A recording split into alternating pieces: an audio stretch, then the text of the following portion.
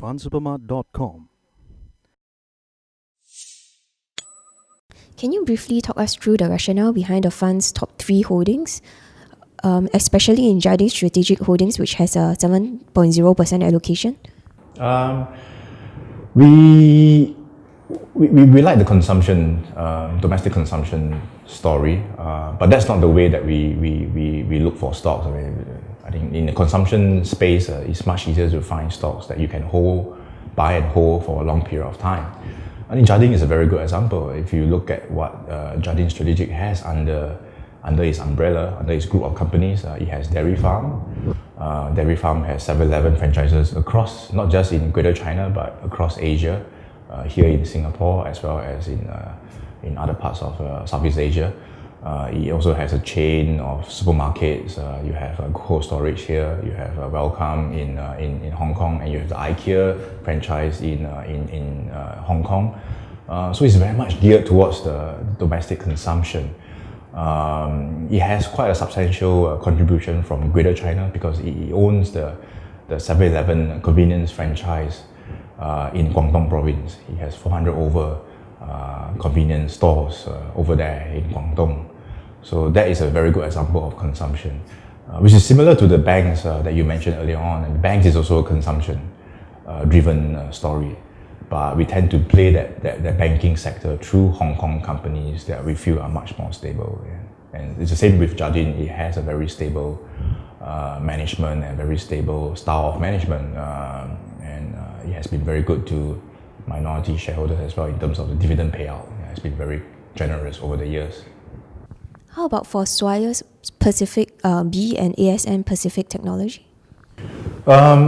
Swire is in a way quite similar to Jardine. The biggest contributor to the Swire Pacific group assets or even the group revenue is actually the Swire Properties. So it's similar to what I mentioned earlier on, that the Swire Properties is also geared towards consumption. They are largely based in Hong Kong. If you have been to Hong Kong, you have visited Pacific Place shopping mall. I mean, that is a class act in the form of how they have renovated the shopping mall even though the mall has been around for a very long time. And it houses a lot of the luxury brands that the mainland Chinese are happily shopping over there.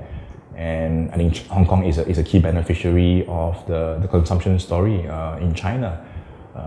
Things are still 30% cheaper, especially for luxury goods, 30% cheaper than mainland China. So a lot of them are still, a lot of these luxury stores in Hong Kong are attracting a lot of interest, a lot of buying interest from mainland Chinese. So that is very much a consumption story as well.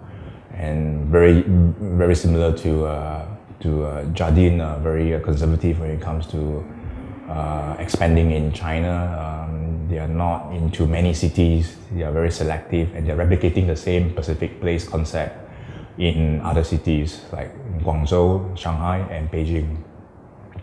ASM Technology is is probably the only technology stock that we have. It does equipment packaging for semiconductor industry, and it is a leader. It has been able to lead many or take over many Japanese players over the last 10 years because it has a very low cost approach to manufacturing, being the base being in Shenzhen, and whereas R&D are mainly done in countries like Singapore and Hong Kong, where there's higher property rights protection. So it is a company that is able to innovate and with very good R&D is able to overtake even the developed countries players like the Japanese ones.